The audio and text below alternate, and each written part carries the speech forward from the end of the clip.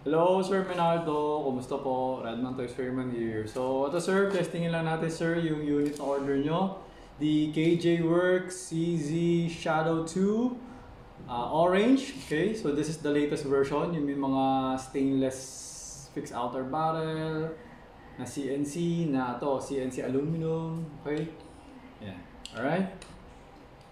So, pre-modified na rin siya kasi nga di ba may issue yung mga ganito na nag-open chamber. So, inayos ko na rin siya. So, ngayon testingin natin. Okay? So, nilagyan ko na siya ng 2, 4, 6, 7 na bala. Tapos, nilagyan ko na rin ng gas. Okay? So, testingin natin. Buksan ko lang yung chronograph. Okay? Yan. Right?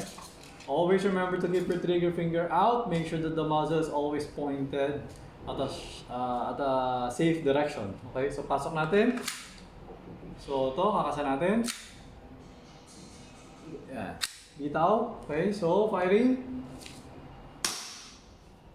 We got 344.2.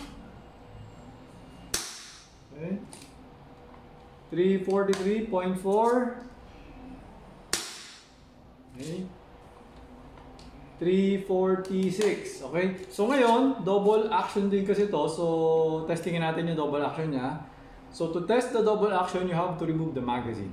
Okay? Kasi nga airsoft to. So, pag binaba mo yung hammer, ay puputok. So, alisin mo muna yung magazine, tapos bababa mo yung hammer, tapos, tsaka mapapasok tong magazine. So, may bala pa kasi isa eh, di ba? So, ayan. Pasok natin. So, ngayon, ano tayo? Double action.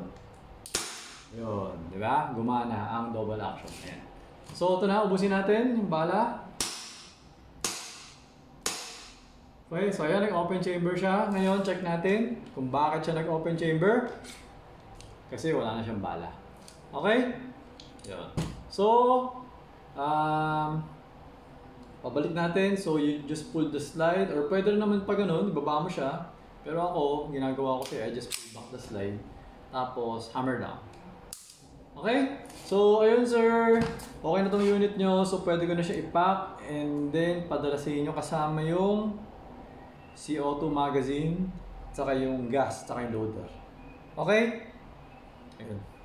Okay. So, ayun sir. Thank you for your order. Until next transaction po, always remember to stay safe, stay great, be good, and be thankful always. God bless po sir. Bye-bye.